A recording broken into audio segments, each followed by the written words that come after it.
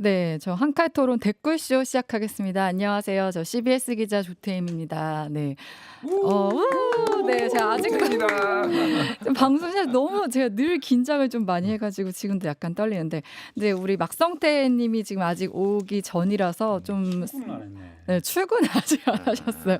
좀 스몰 불성실해 잘라. 불성실해. 스몰 토크를 해보려는데 뭘 해볼까 생각하다가 토요일 광화문 광장 공연, BTS 공연 혹시 보셨는지, 좀 어떻게 보셨는지 짧게만 여쭤볼게요. 네. 저는 사실 그때 그 비슷한 시간대에 제가 출연한 TV조선 강적들 보느라고 안 봤습니다. 아, 근데 그래요? 이제 나중에 네. 다시 봤는데 조금 약간 실망스럽던데 개인적으로. 그러니까 좀 기대한 거에 비해서는 좀 혹평이 많은 것 그러니까 같긴 너무 하더라고요. 일단 정부가 너무 통제를 했고 네. 그래서 뭐 26만 명이 온다 얘기가 나오는데 좀 이렇게 뭐라고 할까요? 군대 같은 느낌 약간 군대에서 공연 보는 느낌? 네. 오와 열을 맞춰가지고 약간 이런 느낌도 있었고 그래서 노래는 제가 뭐 누구를 어떤 노래를 평가할 정도의 문화적 소양이 없어서 그렇는데 제 네. 취향은 아니더라고요. 아. BTS 신곡들이 제 취향은 아니라서. 예. 저는 공연 시작하기 전에 네. 갔었어요. 갔었어요? 광화문 광장 광화문에? 쪽에. 네. 근데 이게 이렇게 사람 가는 길도 그 일방통행식으로 만들어서 그러니까 좌석이 놓인 가운데 말고 네. 옆은 이 뺑뺑이로 돌리더라고요. 어. 그러니까 아마 사람이 몰려서 이렇게 어떤 통행하는, 안전사고가 네. 날까봐 계속 이렇게 돌게 만드는데 그래서 뭐 한 바퀴 돌다가 그냥 왔어요. 그걸 계속 걸어다니면서 돌기는 그래서 근데 네. 뭐랄까 일단 예측이 너무 틀렸고 네. 그러니까 보면 그 공연 이후에 그 어제 하이브 주가가 많이 빠졌었어요. 네. 어제 16%? 그러니까 많이 빠졌죠. 네. 그러니까 모든 건 주식 시장이 정확하게 반영을 해요. 이게 보면 그 공연이 돈 거는 사람들이 제일 정확해요. 그럼요. 자기 돈 태우는 건데 더군다나. 네. 그러니까 공연이 성공적이었다라고 평가를 받았으면 하이브 주가가 그렇게 많이 빠지지 않았었겠죠. 어제는 네. 많이 빠졌고 오늘은 조금 반등할 수도 있겠습니다만 어쨌든 뭐 제일 정확한 평가는 주식시장에서 내려진다 이렇게 생각이 듭니다. 네. 혹시 또 다음 이제 정치권 얘기 넘어갈까 아니면 조금 더 덧붙일 말씀, 막성태님 어떻게 보셨어요? BTS요? 네. 좋아해요. 그러니까요. RM, 정국, D 좋아해요. 이름 다 외우시는 거예요? 3명밖에 몰라요.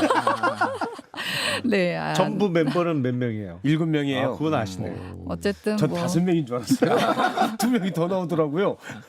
네, 이번 공연을 놓고선 조금 얘기가 많은 것 같고, 어떤 평론가는 넷플릭스에 속았다 이런 얘기도 하긴 하더라고요. 그러니까 광화문은 우리가 국가적 자산인 네. 거잖아요. 그리고 시민들 불편도 있었는데 그거에 비해 영상을 보면 광화문이 너무 조명이 안 된 거예요. 그러니까 예. 공연 중심으로는 잡히고, 그러니까 이거 넷플릭스에 미리 사전에 얘기가 충분히 되지 않았던 거 아닌가 이런 비판을 하긴 하시더라고요. 네. 저는 근데 그런 시도는 좋았던 것 같아요. 사실은 뭐 예를 들어서 광화문 광장은 사실 국가의 또 우리의 공동체의 것인데 특정 그룹을 해서 이렇게 하고 또 연인원 10,000명 정도가 투입된 인원 10,000명 정도가 뭐 경찰, 소방 이렇게 투입됐는데 그 비용을 어떻게 할 거냐 뭐 이런 게 하이브 특정 기업도 넷플릭스를 위해서 하는 게 맞느냐라는 지적도 있는데 물론 지적은 할 수 있는데 사실 어쨌든 그렇게 해서 전체 국익의 조금의 도움이 된다면 관광 자원이 충분히 되고 네. 그래서 저는 예전에 이제 서울시장 후보 같은 분들 만나보면 그런 얘기 꼭 했어요. 그냥 가을의 특정 기간이나 봄의 특정 기간을 서울을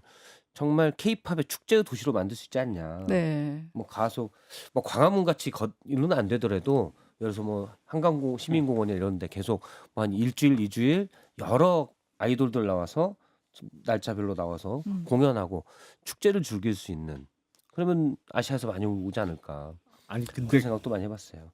그게 되려면 사실은 대규모 실내 공연장이 서울 시내에 있어야 돼요. 그러니까 우리나라에 부족한 게 네. 그 지금 뭐 BTS뿐만 아니라 그 공연을 할 경우에 해외 관광객들을 끌어올 수 있는 그 K-팝 가수들은 꽤 있잖아요. 네, 그렇죠. 블랙핑크를 네. 비롯해서 있는데 이게 공연장이 턱없이 부족하단 말이에요. 언제까지 뭐 맨날 체육관을 그쵸, 빌려서 쓸 거예요. 맞아요. 음향 네. 문제도 네. 있는 거고. 그러니까 인천 쪽에 조그만 게 있는데 조그맣지는 않지만 하여튼 그건 좀 대규모 공연을 하기에는 부족하고 정말 그런 생각을 갖고 있었던 단체장이라면 서울 어딘가에는 대규모 아레나 건축 계획을 네. 세웠어야지. 그걸 했어야지. 그러니까 그게 뭐 말씀하셨으니까 이미 네. 그러니까 전현희 지금 네. 의원이 이제 서울시장 경선하고 있잖아요. 네. 그 동대문에 있는 DDP DDP. 그거 해체하고 네. 거기다가 이제 뭐 서울돔 아레나 그래서 7만석 규모의 네. 그러니까 이게 수지 타산이 맞으려면은 1만석, 2만석이 아니라 한 5만석 이상이 돼야지 오는 해외 아티스트들이 있거든요. 네. 그러니까 그런 사람들이 이제 한국을 패싱하고 일본 도쿄돔에서만 하고 이런 일이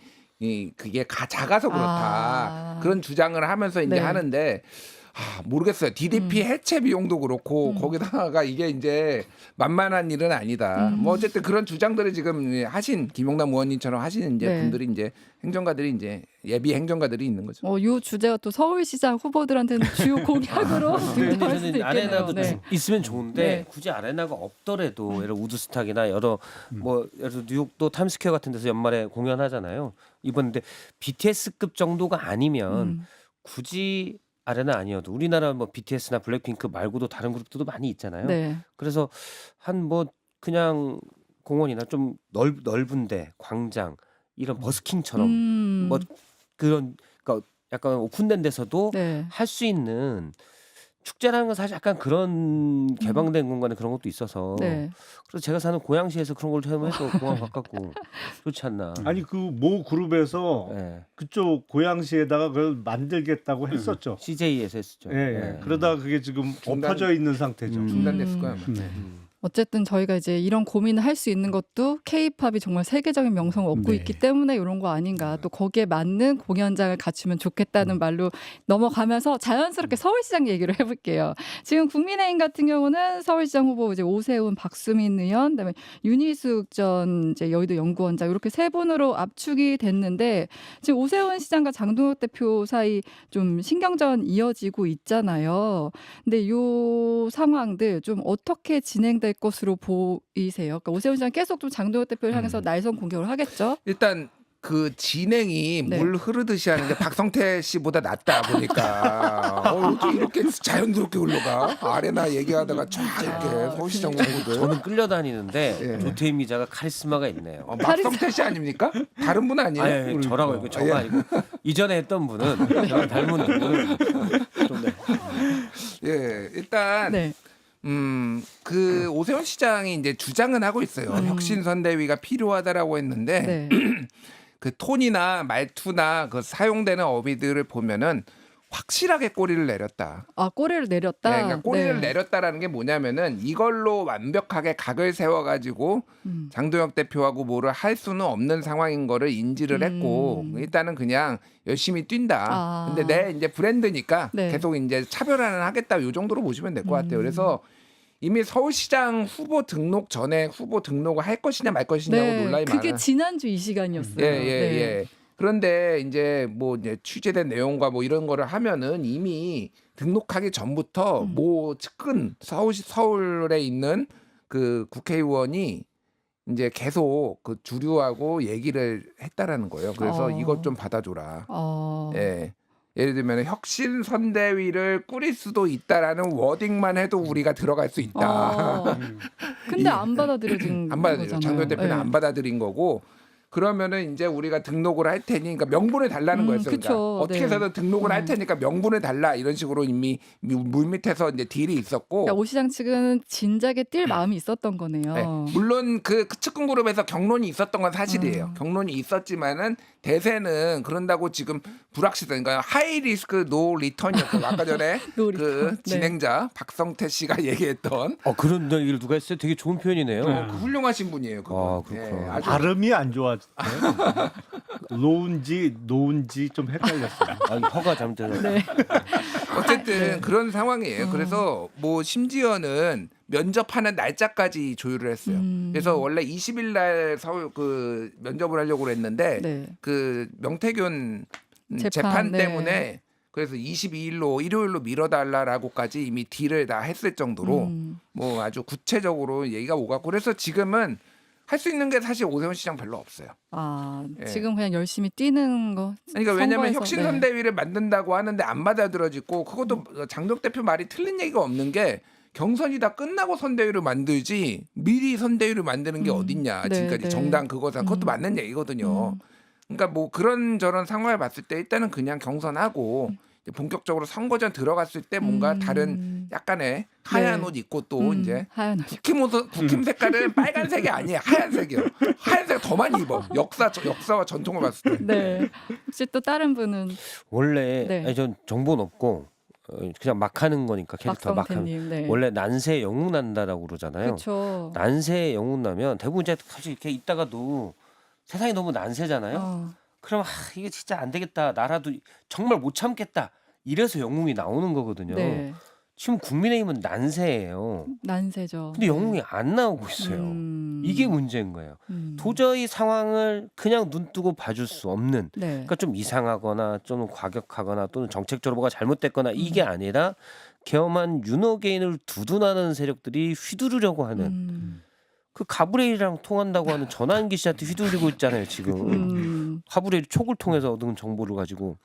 그런데 이건 정도면 당연히 웬만한 온건하고 합리적인 분들도 떨쳐 일어나야 되는 환경이 된 거거든요. 네. 그러면 우리들이 그냥 원래 영웅이 아니었어도 영웅이 되는 거예요. 근데 이런 아주 좋은 상황에 아무도 안 일어나고 있어요. 오세훈 시장도 제가 볼 때는 좀 약해요. 그게 지금 이제 선거가 총선에 일단 멀리 있어서 그런 거 아니냐 이런 얘기도 있잖아요. 또 이제 그거를 이제 좀 표면할 수 있는 게 이제 전당대회 얘기도 있지만 아직 공식적으로 전당대회가 있는 상황도 아니니까 좀 다들 이제 발톱을 숨기고 있는 거 아닌가 싶기도 하고요. 어떻게 보세요? 아니 발톱은 뭐 있는지 없는지 잘 모르겠고 발톱 있는 예. 점. 어쨌든 현역 국회의원들은 남의 선거인 네. 것이라 다급함이 없는 것이고 오세훈 시장은 이걸 이제 그냥 친구들하고 장난칠 때는 이런 게 전형적인 애프터 드럼이죠. 애프터 드럼이요? 뒷북. 네. 아 뒷북. 그러니까 괜찮았어요. 출마 여부를 불확실하게 가져가면서 선대위나 뭐 이걸 요구하면서 끌어내야지 네. 이미 공천 신청을 해서 우리 안에 들어왔어. 장도영 대표 입장에서는 우리 안에 들어온 사냥감 중에 하나인데 거기가 뭘 달라고 한들 왜 주겠어요. 잡아놓은 물고기 비슷하게 된 형편인데 그러니까 네. 오세훈 시장의 요구는 그냥 언급된 대로 지금 당 지도부와의 차별화. 나는 좀 다른 사람이에요. 결이 네, 달라요. 네. 이거를 유권자들에게 호소하는 형태인데 약해요. 이 정도 갖고 안 돼. 정말 내가 불출마를 하든지 당을 뛰쳐나갈 수도 있어요라는 결기를 보여주면서 최대한 변화를 이끌었어야 되는데 그냥 둘이 뭉실하게 가다가 유리한 고지를 다 뺏겼다. 이렇게 생각됩니다. 뭔가 배수의 진을 치는 것 같았지만 계속 여지를 남겨두다 보니까 네. 뭔가 메시지를 내도 별로 효과가 없는 거죠. 네. 거기에 대해서. 그러니까 네. 저는 오세훈 시장 측을 내지는 이제 두둔해 보자면 네. 오세훈 시장은 지금 명분을 달라는 것 같아요. 그리고 이 선거가 임박해서는 특히나 이제 선거전 속에서는 여러 가지 흥행적인 요소라든가 그리고 말씀하신 중도층을 흡입하는 과정이 있어야 되는데 분명히 이제 뭡니까 그 형식적이라기보다는 장동혁 대표 말이 맞긴 맞거든요. 선대위라고 하는 것은 후보가 확정되고 나서야 그 꾸려질 수 있는 것임에도 불구하고 지금 여러 가지 선거라는 아주 지대한 요소 그리고 긍정적인 요소가 있음에도 불구하고 지금 점점 중도층이라고 할까 그리고 유권자들의 관심으로부터 멀어지고 있단 말입니다. 네. 그런 것들을 살리기 위해서 오세훈 시장은 뭐 이것저것 내지는 혁신선대위를 요청하고 있는 것 아닌가. 네. 결국은 유권자라고 하는 소비자들이 국민의힘이라고 하는 상품, 국민의힘이라고 하는 뭐랄까요? 매장에 들어오게 해야 되는데 네. 제가 봐서는 지금 장동혁, 이정현, 뭐 장해찬 뭐 이런 사람들이 매장 앞에 이렇게 있는 한은 누가 들어가요?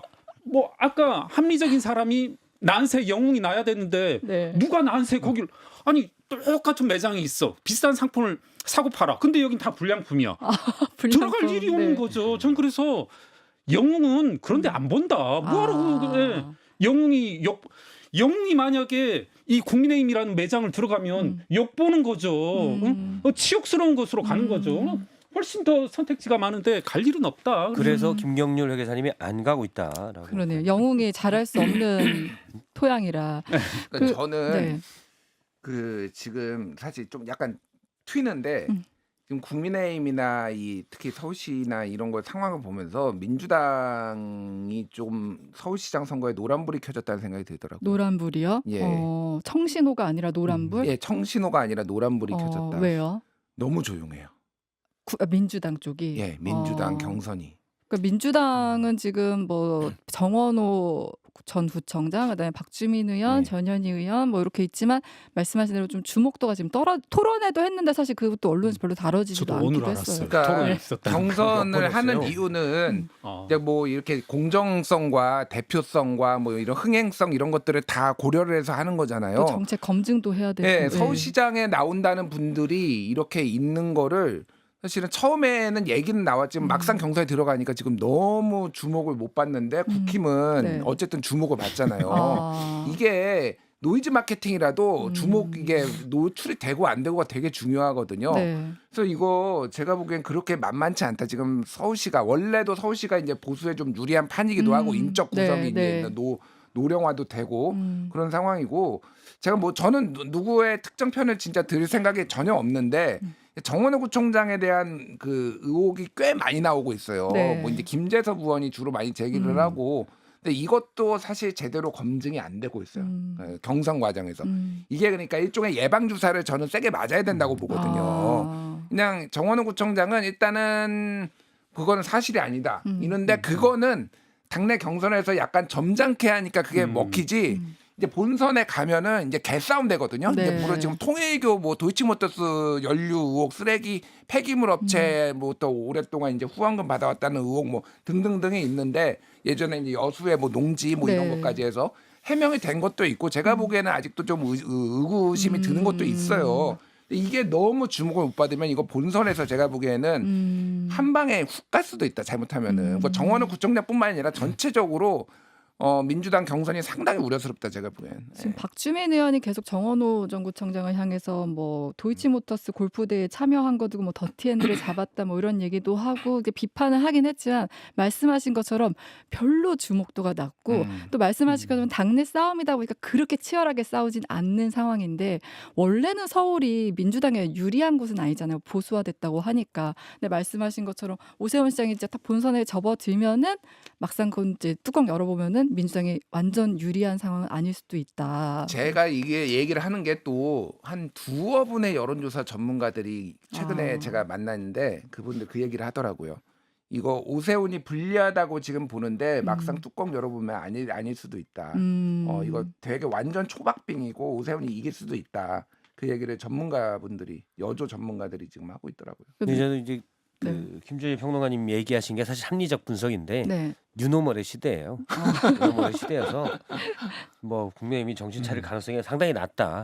토론에서도 그냥 막 이야기 나올 때 윤석열은요 하면 다 끝이에요. 그냥 왜 그러냐면 오세훈 시장에 나왔어도 이걸 어떻게 얘기할지 선을 잘 가르마를 타야 되는데 이거 고민하다가 끝이에요. 아, 그러니까 미리 선을 타놔야 되거든요. 박형준 부산시장도 앞서 이제 오늘 저 아침 방송 딴 거 예, 봤더니 선을 가르마를 분명히 안 타는 것 네. 같더라고요. 이거 다 왜 그러냐면 구구 지지층 눈치 보니라 그렇거든요. 그러니까 그 오늘 조갑재 대표도 계속 그런 비판을 하잖아요. 그 누구죠? 저기 추경호 의원이 후보로 들어가니까 이 윤어게인의 망령을 놓지 못하고 있다 이런 지적을 하기도 했는데 국민의힘의 최대 과제는 당내 눈치도 봐야 되고 또 본선에서는 윤어게인 절연해야 되는 것도 있고 하다 보니까 그 메시지가 좀 혼선인 상황인 것 같긴 해요.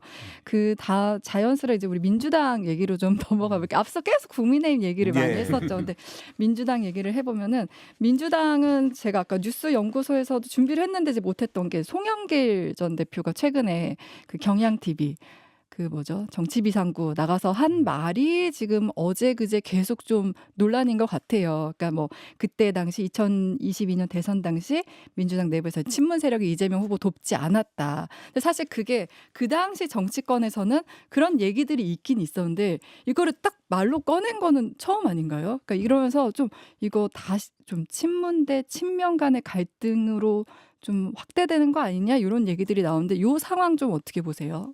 근데 정확하게 표현을 하자면 네. 친문으로 그 표현하는 게 맞을지 아니면 민주당 내에 당시 이낙연 후보를 지지했던 쪽을 지칭하는 게 맞을지 저는 후자가 좀 더 정확한 표현 네. 아닐까. 근데 상당 부분은 겹칠 수 있죠. 음. 사실은 이낙연 당시 이제 후보가 경선 후보가 문재인 정부에서 국무총리도 지내고 당 대표도 지냈기 때문에 뭐 친문이라고 표현하지 않더라도 친문인 사람들이 상당 부분 이낙연 경선 후보를 지지했던 것은 사실이기 때문에 뭐 겹치는 건 사실인데 네. 그렇다고 그걸 친문 전체로 얘기하는 게 네. 과연 정확한 표현일까? 저는 그 부분은 의문이에요. 그럼 친낙으로 표현할까? 어쨌든 친낙? 이제 뭐 좀 저도 결은 예. 좀 다른 것 같다는 생각은 들어요. 예. 근데 그런 상황, 근데 그 갈등이 다시 끄집어내진 거잖아요. 근데 이거 저는 네. 뭐 의도든 실수든 사실 그러니까 친청에 대한 반감을 드러낸 거라고 봐요. 그건 뭐 송영길 전 대표 입장에서는 네. 8월 전당대회 염두에 두고 네. 송영길 전 대표가 사실 그런 메시지에서 아주 전략적인 스타일은 아니거든요. 그냥 하고 싶은 말 다 하는 스타일이에요. 근데 기본적으로는 그거가 깔려 있지 않을까라는 생각을 하는데 왜냐하면 네. 김용남 의원님 말씀하신 대로 사실은 당시 친낙과 친문은 좀 달라요. 네. 크게는 한이었지만 친문 중에 상당수는 사실 친명으로 전화를 했었거든요. 그 이번에 뭐 공소취소 모임에도 사실 그 그렇죠. 친문의 대표 주자라고 할 수 있는 의원들이 거기 다 들어가 있긴 예, 하잖아요. 22년 대선 때 이미 이낙연 지지층은 친문중에서도 소수였습니다. 극소수였고 네. 다 친명으로 전화를 한 상태였었어요. 네.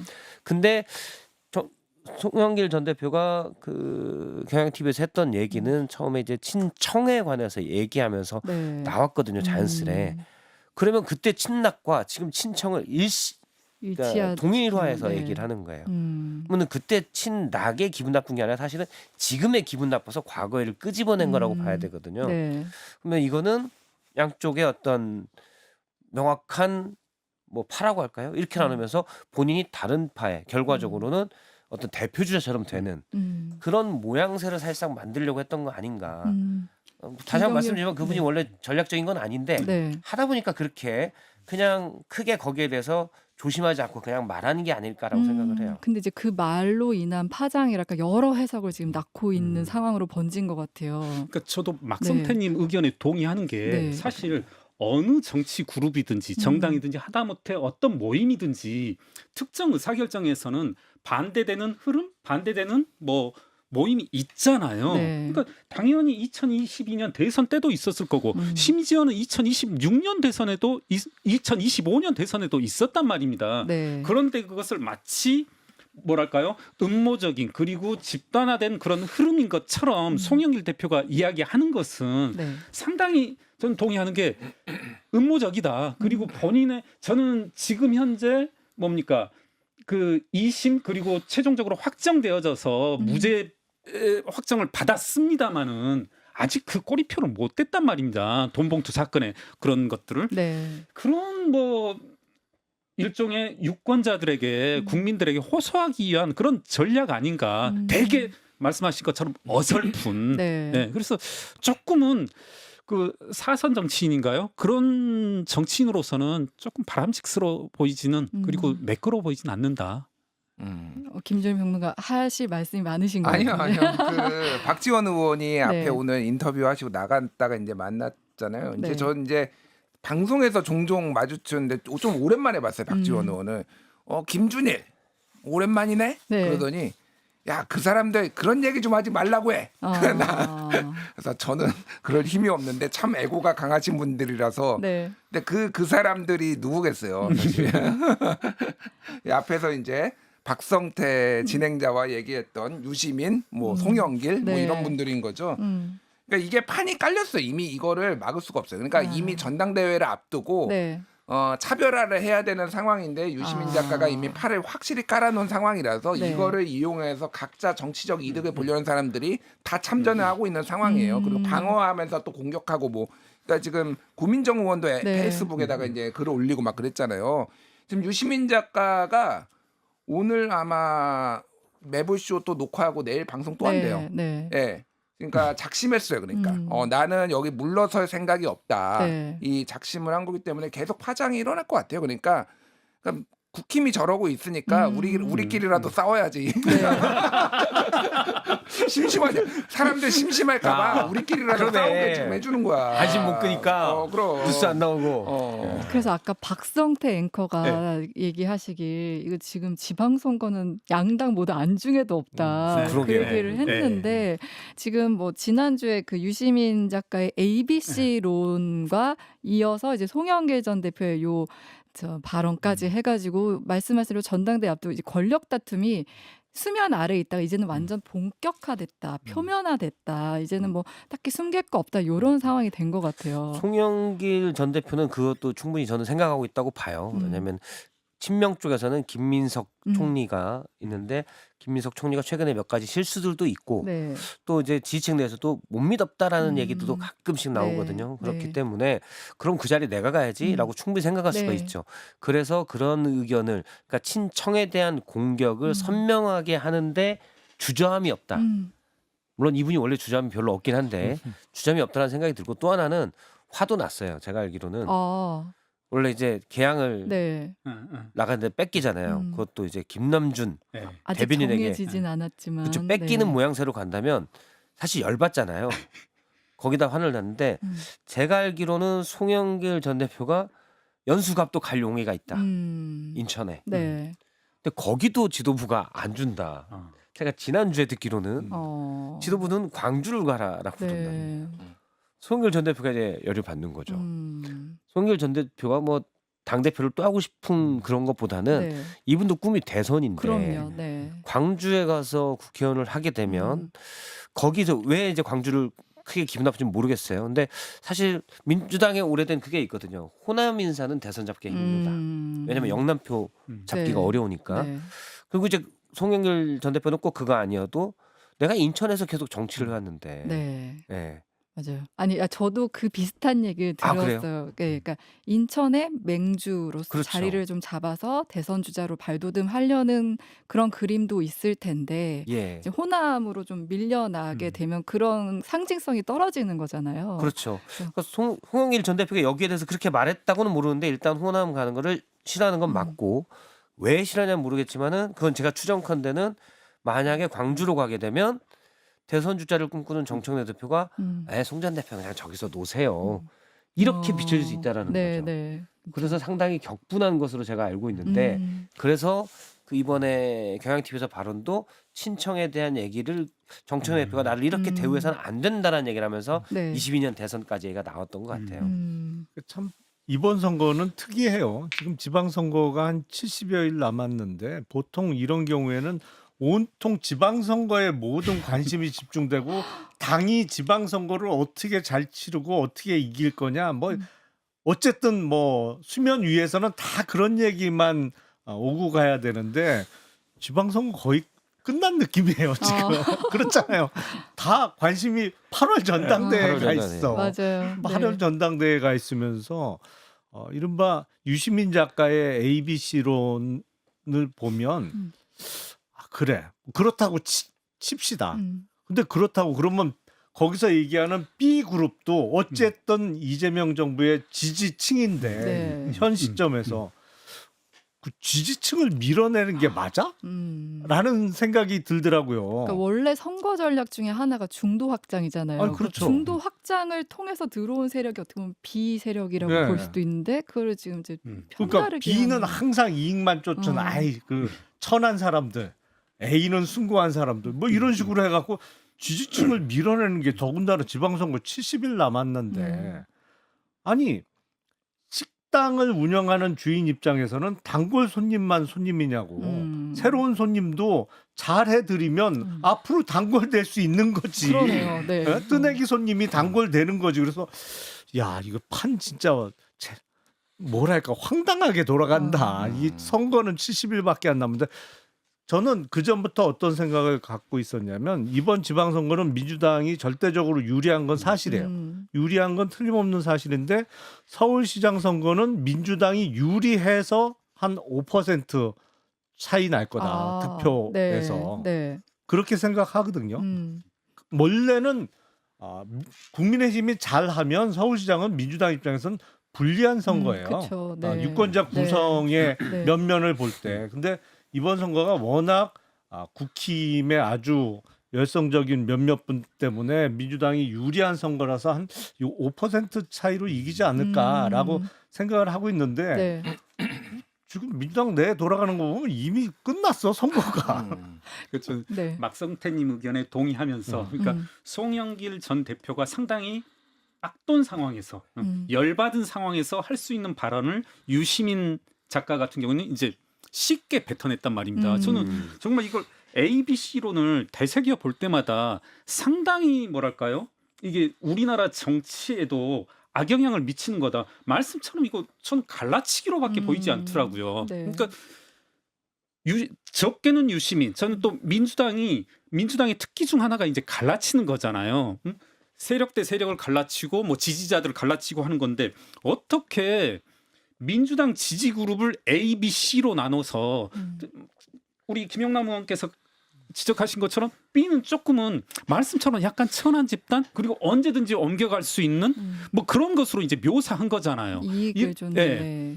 이런 것들이 상당히 우리나라 정치에 저는 좋을 바 같고 악영향을 미치는데 다행인 것이 이것을 주장하는 똑같이 국민의힘에도 있단 말씀입니다. 저는 홍준표 전 시장이 항상 이 부분 말씀하시는 거거든요. 용병 타령하면서 네. 사실은 홍준표 의원이 말하는 용병들 그리고 유시민 작가가 말하는 B그룹 네. 이런 분들이 어떻게 보면 정치 중심을 잡아가는 거고 선거에서의 핵심 전략이 향해야 할 대상인데 네. 이런 식으로 용병이자 B그룹으로 이렇게 비하고 멸칭으로 하는 것이 바람직한가? 그만큼 우리나라 정치의 어떤 태보를 네. 상징적으로 보여주는 장면이다라고 생각합니다. 근데 이 상황이 지속되면 지방선거에도 안 좋은 영향을 줄 수 있겠네요. 지금만 봤을 땐 여유롭게 이길 수 있다고 아니 하잖아요. 그러니까 여유라는 게 5% 이기는 여유예요. 서울시 선거 같은 경우에. 네, 근데 네.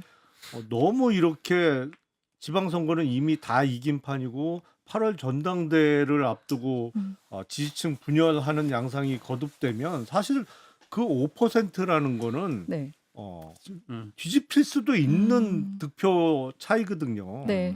저는 5% 차이인데 왜 이렇게 한 25% 이기는 것처럼 행동을 하나 모르겠어요. 근데 이제 지방선거에 저는 직접적으로 영향을 줄 것 같지는 않아요. 네. 그러니까 이 ABC 뭐 그룹들이 싸우는 게 예를 들면은 선거를 한쪽에서는 선거를 나가서 뭐 실력을 보여야지 한쪽에서는 아예 보이콧을 해야지 이렇게 나올 가능성은 없는 거죠. 네. 다 뭐 이재명 자기들이 다 이재명 파리를 하고 있잖아요. 소위 말해서 매명이라고 네. 유시민이 얘기했던 그 매명을 하고 있으니까 선거에 가서 찍어야지 이거는 유시민 아니 그러니까 이재명 대통령을 정부를 돕는 거잖아요. 네. 그래서 지금은 사실은 이거는 큰 문제는 아니에요. 이번 지방선거에 큰 영향을 주지는 않을 텐데 네. 그 이유가 문제고 그러니까 저는 그러니까 뭐 비판도 많이 해주셨는데 그러니까 정말로 그러면은 하나만 말씀드리면은 뭐 그게 유시민의 분석이 맞다 한들 그러면은 그 A 그룹은 자기 유시민 그러면 뭐 정청래 뭐 이를테면은 조국 뭐 저기 김어준 네. 여기가 A 그룹이라고 하는 거잖아요. 뭐 그 추론컨대 그렇죠. 네. 거기는 이익을 안 줬나요? 오, 김어준 지금 전국에 콘서트하고 하고 다녀요 지금. 가장 돈을 쫓는 게 김어준이에요. 네.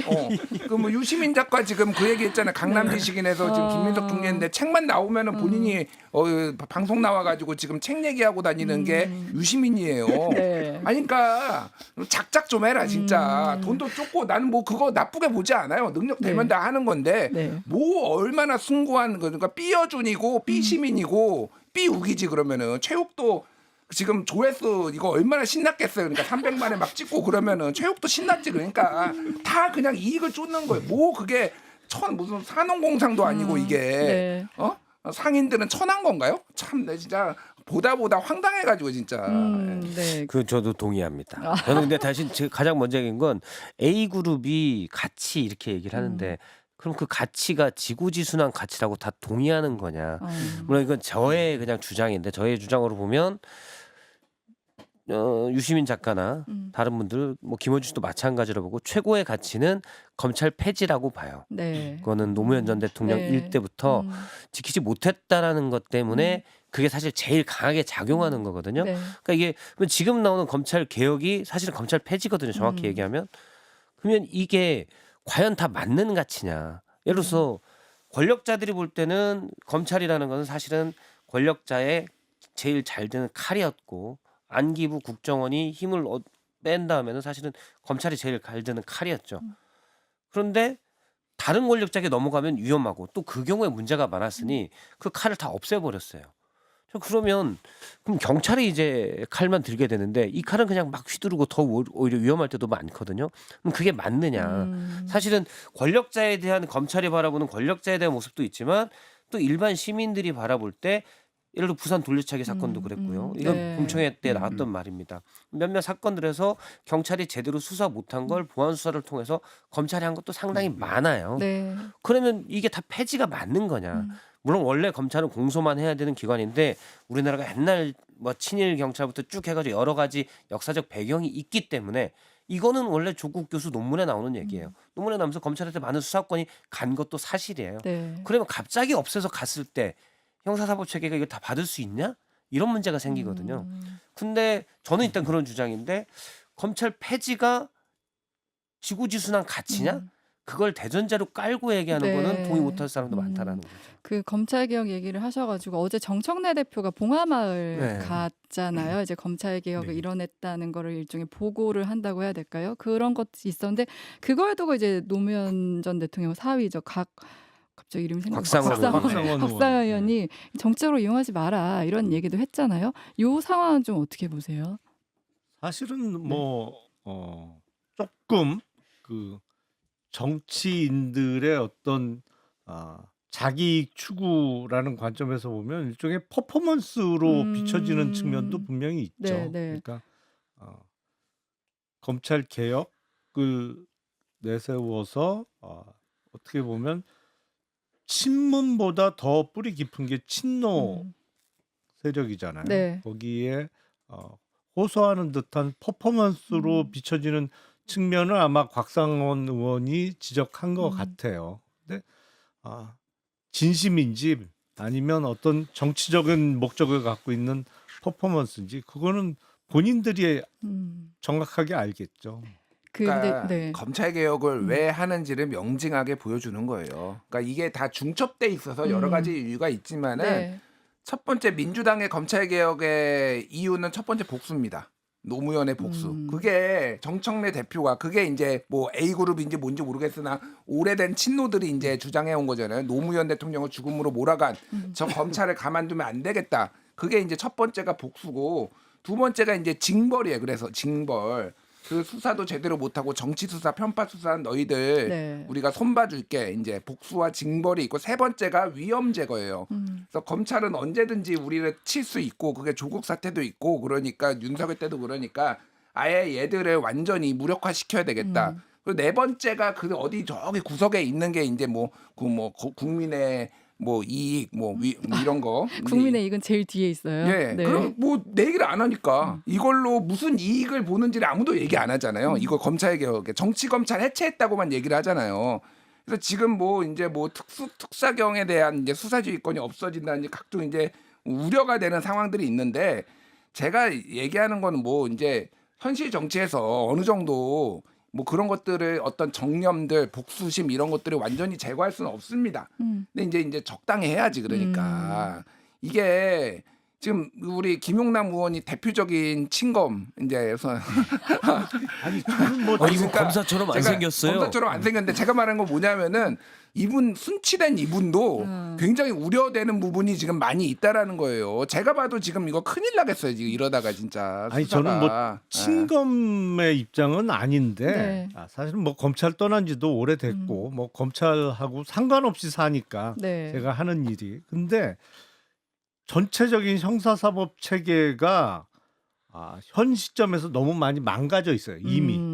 그런데 올 10월 2일부터 바뀐 시스템이 잘 돌아가야 되는데 네. 너무 뭐랄까요 근본주의자적 시각이 있는 것 같아. 네. 검찰은 무조건 절대 악 없애야 되고 힘을 빼버려야 되고. 근데 검찰 제도라는 게 생겨난 게 사실은 경찰권이 워낙 강하다 보니까 그거를 제어하기 네, 위한 처음 그렇죠. 법률적인 제도로서 생겨난 것이거든요. 사실은 영국 같은 경우를 예로 말씀드리면 원래 영국에는 검찰 제도가 사실상 없었어요. 근데 1985년부터 생겨나기 시작했는데 왜 생겨났느냐? 경찰이 사건을 너무 뭐랄까요? 조작을 많이 하는 거야. 근데 그게 제어가 안 돼. 법원 가서 일일이 다 걸러낼 수가 없어. 워낙 많다 보니까. 그래서 없던 검찰 제도를 그 CPS라고 그래갖고 만들어 가는 중이고 지금도 뭐 완성된 단계라고는 볼 수 없는데 미국하고 또 많이 틀려요. 근데 주로 각국 나라의 검찰 제도가 생겨난 거는 경찰의 막강한 권력을 견제하기 위한 기구로서 생겨난 건데 네. 그 기능은 남겨둬야지 적어도. 경찰을 견제하는 기능은 네. 근데 지금 이제 그것까지도 좀 없어 사라지는 절대 안 된다는 네. 입장들이 꽤 많잖아요. 그러니까 제가 이제 세 번째 아까 전에 위험 제거 이걸 했는데 이 논리가 얼마나 허접하면은 검찰을 만약에 무력화하면은 뭐 이게 좋은 건 아닌데 보복을 안 당하나요? 정권이 바뀌면? 그러니까 진짜 무식한 논리예요. 그러니까 윤석열 정권 때 봤잖아요. 네. 검찰이 뭘 검사 출신이니까 검찰이 앞장섰지만은 감사원도 나오고 국정원도 나오고 경찰도 나오고 경찰은 바람보다 더 빨리 눕는 존재예요. 시키면은 다 합니다 수사. 네. 그러니까 가장 소위 말해서 우리가 위협을 느낀다고 했을 때 가장 좋은 거는 정권을 재창출하는 거예요. 그게 최고의 보복을 소위 말해서 정치 보복을 막는 겁니다. 그게. 네. 근데 이게 그냥 우리는 검찰만 없앴으니까 우리는 이제 안심이야 이런 바보 같은 꽝 이거 대가리 받고 있는 거랑 이게 뭐가 다른가요? 그러니까 두 분 누구예요? 말씀 잘하시네. 사실은 그 일단 명함 좀 주고 가세요. 아 예. 노무현 대통령에 대한 검찰 수사가 제가 알기로는 어디서 시작된 거냐면 국세청 자료에서 시작된 네, 거예요. 맞아요. 국세청에서 들고 왔어요 자료를. 그러니까 그거를 만약에 검찰이 아니고 국세청 자료가 경찰한테 네. 넘겨갔다면 경찰은 안 했겠느냐 그런 거죠. 네. 국세청을 개혁해야 되겠네. 경찰도 사실 국세청 윤석열 무력화. 정부 때 그 언론사들 다 압수수색하고 경찰도 다 했어요. 근데 저도 검찰에 문제가 많아요. 저 검찰 가까운 분들도 있고 경찰 가까운 분들도 있거든요. 또 그중에 제가 가까운 분이 그렇다는 게 아니라 보면 쭉 들어보면 비리들이 많아요. 원래 권력이 많은 데는 비리가 많습니다. 네. 그러면 구청 건축가가 원래 지금 모르겠고 옛날에 비리가 많았어요. 인허가가 워낙 많으니까 구청 건축과에 비리 많으면 이 인허가권을 다 주민센터로 넘깁니까? 그런 거예요. 그러니까 검찰을 개혁하고 견제해야 되는 건 맞는데 네. 그렇다고 본래의 기능을 못하게 하는, 물론 공소가 이제 본래의 기능 중에 가장 큰 건데 경찰 견제도 크거든요. 그럼 이걸 못하게 하는 게 맞느냐? 네. 라는 생각은 드는 거죠. 그러니까 사실 공수처가 처음 문재인 정부 때 1호 공약이 공수처 설치였어요. 네. 공수처가 지금 한 게 뭐예요? 그러니까 그런 거를 좀 신중히 저는 민주당도 판단을 해야 된다라고 봐요. 저도 네. 이제 정청래 대표가 어제 그 봉하마을 가서 방명록 쓴 걸 봤는데 느낌은 그거였어요. 그러니까 검찰 개혁의 명분이 네. 오죽 없었으면 노무현 대통령을 소환하나. 그러니까 저는 검찰 개혁의 본질이라고 하는 게 일요일 날이죠. 일요일 날 통과된 국정조사 계획서 네, 거기에 네. 다 나온다. 거기 보면은 뭐 조사 대상이 뭐가 나오냐면 대장동, 네. 대북송금 이런 것들이거든요. 결국은 이재명 대통령이 걸려 있는 사안들 네. 이것에 대해서 뭔가를 해보려고 검찰 개혁을 추진했던 거고 네. 본인들 스스로 검찰 개혁을 완료했다라고 보고 하는 거고 네. 결국은 뭐 양두구육처럼 명분은 뭐 그럴싸하게 노무현 대통령을 소환하면서 네. 그리고 실질은 이재명 대통령의 현 공소되어진 그리고 뭐 유죄 취지 파기완성되어진 여러 혐의들에 대해서 지금이라도 어떻게 되돌려 보려는 그게 검찰 개혁의 본질이고 네. 저 역시 어떻게 보면 곽상은 의원과 조금은 곽상은 의원 말씀에 동의하면서 노무현 대통령 그만 좀 소환했으면 네. 좋겠다. 네. 전 그렇거든요. 그러니까 뭐 조금은 비극적인 이름들입니다만은 노무현, 노회찬, 박원순 전 아직도 호불호를 따진다라면 모두 다 좀 호감들을 가지고 있고 네. 특정한 분에 대해서는 상당히 안타까움을 가지고 있는데 이분들 극단적인 선택을 한 이유는 단 하나거든요. 네. 부끄러움이거든요. 본인들 스스로 생각하기에 부끄럽기 때문에 극단적인 선택을 한 것인데 이걸 자꾸 좀 더러운 손으로 더러운 입으로 소환하는 순간순간들이 노무현 대통령의 과거 본인 스스로 오점들 네. 이걸 떠올릴 수밖에 없다. 저 역시도 그렇거든요. 국세청 말씀해 주셨지만 저 역시도 그 사건들 좀 꼼꼼히 봤다면 본 사람 중에 한 사람인데 네. 노무현 대통령의 오점을 소환할 수밖에 없는 사안이거든요. 네. 제발 이러지 좀 말자. 네, 본인들 더러운 입과 더러운 손으로. 저번에 김경률 기자가 지난주에도 유훈 정치 안 했으면 좋겠다 이런 네, 얘기 하셨었거든요. 그 연장선인 것 같은데. 그러니까 근데, 하나만 말씀하셨으니까 짧게 노무현 대통령이 가장 희망했던 게 뭘까요? 노무현 대통령은 사실은 정치 개혁을 얘기했어요. 아. 가장 원했던 게 이런 식의 소모적인 정치는 안 된다. 그래서 얘기를 했던 게 대연정이었고 네. 계속 이제 소위 말해서 우클릭도 했잖아요. 그러니까 한미 FTA도 그쵸, 하고 맞아요. 뭐 네. 이라크 파병도 네. 하고 저는 뭐 비판하시는 분들도 존중합니다. 네. 근데 결국은 노무현 대통령의 검찰 개혁을 얘기를 안 할 건도 아니지만은 가장 핵심적인 거는 정치 개혁이었어요. 그거를 이제 노무현 대통령이 이제 저렇게 안타깝게 가고 그거를 계속 이제 검찰 개혁만 강조하는 건데 정치 개혁을 위해서 그러면은 지금 당 대표와 민주당은 뭘 하고 있느냐 그 얘기를 안 할 수가 없는 거예요. 그리고 유시민 작가가 이제 친노를 자처하면서 계속 이제 노무현 대통령 소환을 하는데 네.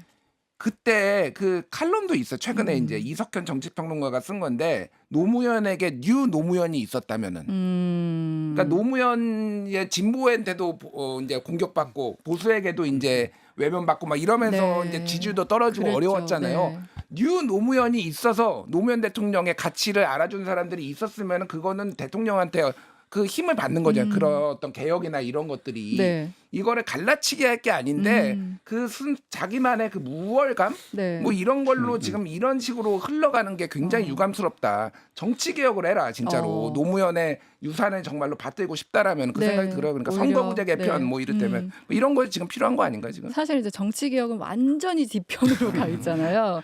그 지금 아까 그 국세청 얘기하고 하셔서 이제 사실 이번에 그 이재명 대통령이 조폭 연루설 보도 관련해서 SBS에 대한 사과를 요구하면서 SBS 옛날에 노무현 전 대통령 그 보도도 있던 곳 하면서 또 좀 논란이 일고 있고 이재명 대통령이 요 사과를 요구한 상황 이런 상황은 좀 어떻게 보세요? 저는 뭐 사과 요구 SBS에 대해서는 사과 요구할 수 있다고 봐요. 네. 그러니까 당시는 봤지만 이번에는 뭐 다시 얘기 나온다면 앞에 조금만 이렇게 봤었는데 뭐 조금씩 얘기 나오는 거 네.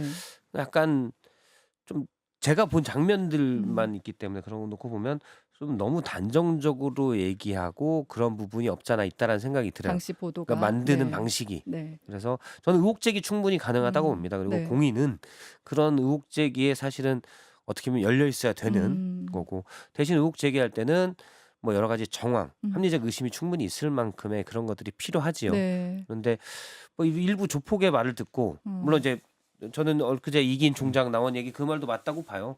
근데 당시에 코마 트레이드라는 회사가 성남시에 여러 한 개 있고 네. 이런 게 이제 의혹의 많은 부분 그런 것도 얘기할 수 있는데 몇 가지 장면에서는 좀 상당히 과하게 나온 부분도 있어서 그런 부분들에 대해서는 뭐 사과할 수도 있다, 사과를 요구할 수도 있다고 봅니다. 그리고 뭐 네. 사과 저는 언론사 했을 때도 반론 보도 정정 보도 잘 받아줬어요.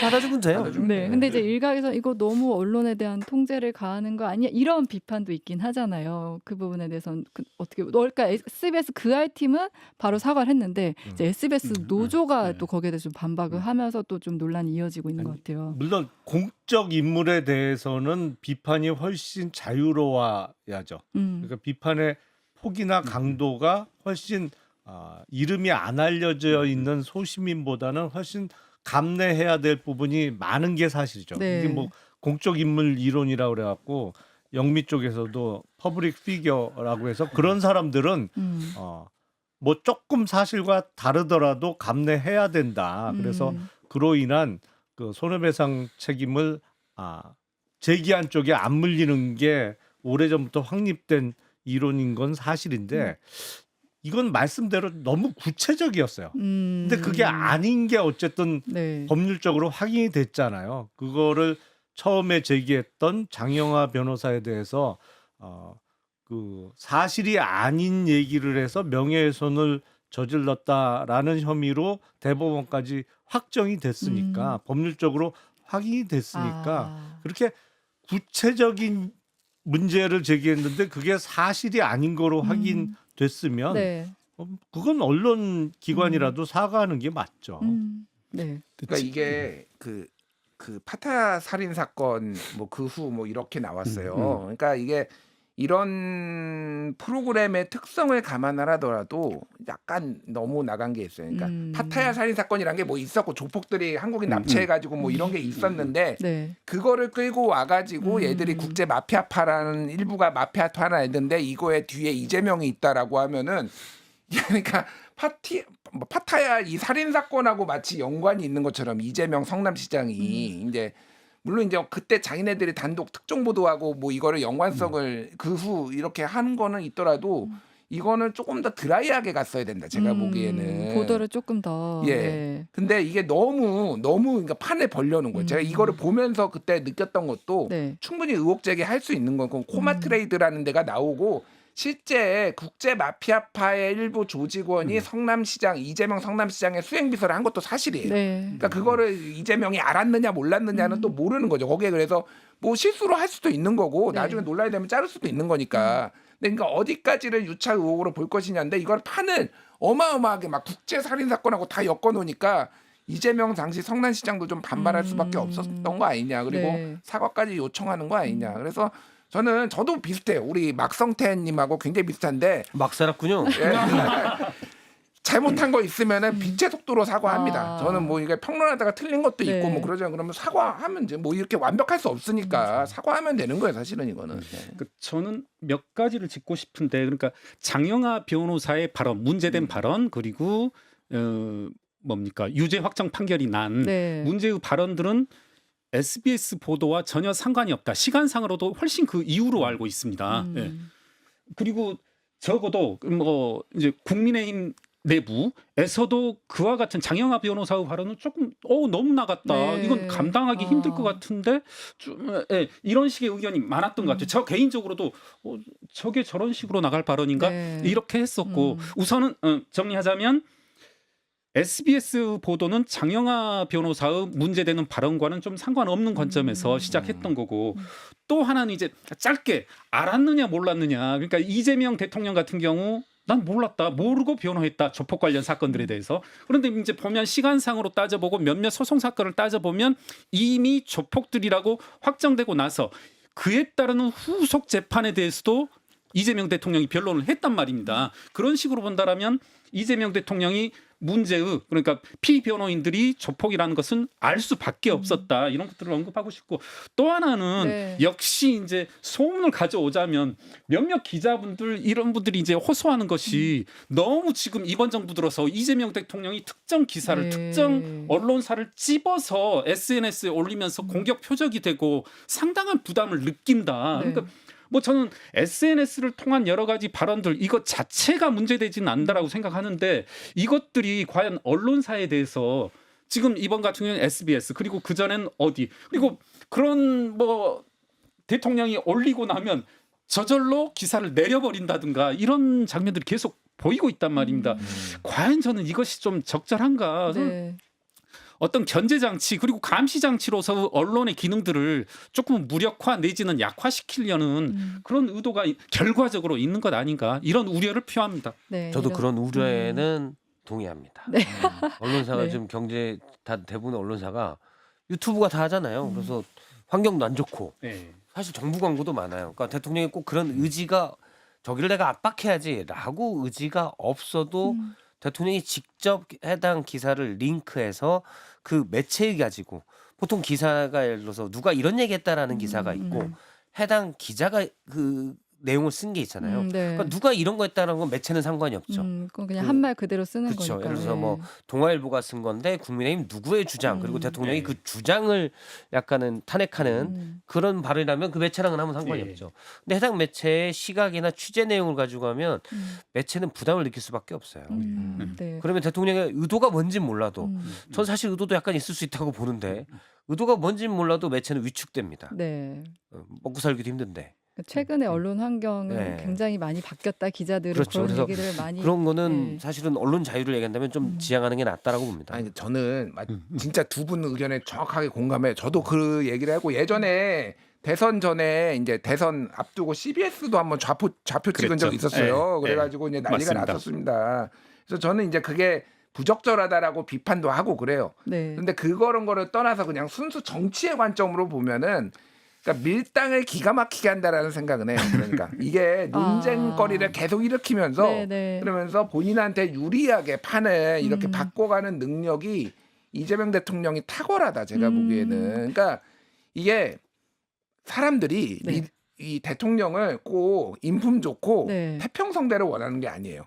태평성대로 오지 않습니다. 항상 누군가가 노이즈를 일으키고 그래서 차라리 권력이 살짝 노이즈를 일으키면서 주도권을 가져가는 게 훨씬 좋은 일. 그게 이제 문재인 정부 때 있었던 조국 사태예요. 그러니까 문재인 대통령 인품 진짜 훌륭하고 뭐 여러 가지가 있는데 이게 제어가 안 되는 거예요. 그러니까 이 조국 사태가 여기 뭐 당사자도 참여하셨던 당사자도 있는데 대통령이 계속 논쟁거리를 던지잖아요. 예를 들면은 뭐 다주택자는 부동산 정책에 빠져야 된다. 네. 막 이런 거는 논쟁적인 거예요, 사실은. 근데 스스로 던져놓고 스스로 이슈를 만들고 자기가 원하는 판으로 끌고 가는 이 정치력 하나는 제가 보기에는 기깔 난다 진짜. 예. 어떤 분이 그 얘기 하시더라고요. 그 이슈를 던지는 능력이 너무 탁월한데 그것들을 커뮤니티의 댓글도 다 보는 것 같아요. 뭐 다 봐요. 부동산, 그래요? 부동산, 뭐 주식이면 주식, 다 뭐 봐요. 게임이면 게임. 그거를 안 보면 나올 수 없는 얘기라고 하긴 제가 하더라고요. 지난번에 네. 한번 설명드렸잖아요. 그 훈시기형 사건, 음. 훈시기형 땅 사시오? 그때 네. 그게 2019년에 강훈식 의원이 뉴스공장에 나가가지고 자기 에피소드 친구들한테 야 우리 올라가야지. 그런데 왜 왔어? 그러니까 저 충청도 특유의 말투로 훈식이가 여기 땅 산다며 이런 얘기를 친구들이 했다라는 그 쇼츠가 유행을 했거든요. 그것까지 보고 대통령이 얘기를 한 거니까 댓글 다 보고 네. 텔레그램으로 굉장히 많은 분들하고 소통하고 있고 지금도 예, 네. 대단하다 진짜. 예. 네, 저희가 지금 민주당 얘기만 하느라고 국민의힘 얘기를 거의 하나도 못했는데 오늘은 이제 시간이 다 돼서 여기서 슬슬 마무리를 해야 될 거예요. 댓글도 조금 소개해드리면은 저희가 한창 언론개혁 얘기를 했어가지고 킴 KS3636번님 언론도 기사를 쓸 때는 최대한 검증해야죠. 그다음에 또 SM 파크 7787님은 언론이 개혁되면 정치 개혁된다. 이 언론에 대한 비판을 많이 주셨는데 그리고 황금돼지 7777님 민정수석 김용남 강력 추천합니다. 어떻게 생각하세요? 아니 뭐 추천합니다. 우리 제가 이제 김용남 의원님 이제 계속 뵙잖아요. 네. 뭐 좋은 소식 없어요? 야 묻지 마. 이렇게 말씀하세요. 좀 네. 기다려 보시죠. 네, 혹시 그거 또- 있잖아요. 네. 그 땡벌이라는 노래 아세요? 땡벌 땡벌. 네. 예. 기다리다 지쳤어요. 땡벌 김용남으로 땡벌 김용남. 땡벌 김용남 선생으로 다음부터는 네, 그 한 번씩 커피 쿠폰 이제 주실 분들 뽑아 주시면 돼요. 네. 어떤 분 뽑아 주시면 좋을까요? 아 저는 바로 네. 보이네요. 이분 딱 어떤 의도, 어떤 맥락인지 정확히 모르겠는데 텍스트로만 말씀드리면 제일 정확하게 저희 방송을 얘기하신 것 같아서 어디 갔지? 아까 잠시만요 찾을게요. 지나가고 여기 있어요. 있네요. 네. 트랙 CP9 LS님 트랙 아주 7자로 정확하게 표현하셨습니다. 놀고들 계십니다. 그래서 이분에게 저는 커피 드리고 있습니다. 네. 트랙 TLEK 트랙 CP 놀고들 계십니다. 저는 황금돼지님 드리고 싶은데 제 네. 기억에 지난번에 드렸던 것 같아요. 맞아요, 아, 들었어요. 그래요? 쿠폰을. 그래서 오늘은 굿 JI9LS님. 네. 이게 영어로 된 분들이 잘 안 가 차례가. 사실은 이게 읽기가 복잡하잖아요. 눈에 딱 안 그래서, 들어오니까. 그래서 네. 오늘은 영어 닉네임을 가진 분을 드리겠습니다. 쏟아지는 햇살님, 막성태님 그 옷 방탄 단체복이냐고 물으셨는데 옷이 좀 뭐요? 아니에요. 이거는 전 세계 하나밖에 없는 저만의 브랜드예요. 네. 저는 저만의 브랜드. 네. 예, 저는 마스터님 드릴게요. 마스터님이요. 예, 네. 이분이 댓글을 초반에 남기셨는데 김준일의 뉴스쇼 기대합니다. 이렇게 했는데 이런 거 달면 안 됩니다. 영모로 삼지가 이거 지금 이슈화 시키고 있는 것 같은데요. 삼지가 능지처참 당합니다. 이거는 이슈화를 시키고 있는 것 같아요. 프레임화. 반역 프레임에 갇힐 수가 있습니다. 이런 거 다시지 말라고 제가 한 잔 드리겠습니다. 저 그리고 김영림 회계사님, 네. 아직 좀 익숙치 않아서 이게 방송 초반 시점인데 네. 이번에는 저한테 우호적인 발언해 주신 분 May MAY/NM1PZ님 김경률은 문재인 때도 윤석열 때도 옳지 않은 것에 비판했음. 네, 그러니까 두 정권 모두 다 제가 들어가고 싶었는데 못 들어갔습니다. 땡벌 원조 땡벌이 네, 오셨네요. 원조 땡벌입니다. 못 들어가요 그러면. 원래 그리고 제가 알기로 회계사님이 성품이 들어가서도 막 욕하다 금방 나올 거예요. 네. 제 의지는 그게 아닌데 못 알아주시더라고요. 오늘은 여기까지 할게요. 네. 지금 정치권 뉴스가 진짜 너무 많아가지고, 그러니까 좀 저희도 다루면서 좀 지친다 이런 생각 드는데 그래도 또 그럼 또 얘기거리가 많아지는 거잖아요. 저희 다음 주에도 많은 얘기거리 갖고 와서 또 대화 나누도록 하겠습니다. 오늘은 여기까지 할게요. 감사합니다. 네, 감사합니다. 즐거웠습니다.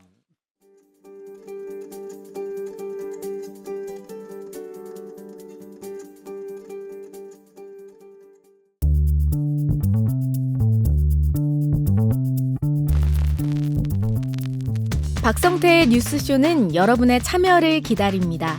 구독과 좋아요, 댓글 잊지 않으셨죠? 평일 아침 7시 10분 실시간 라이브도 참여하실 수 있습니다.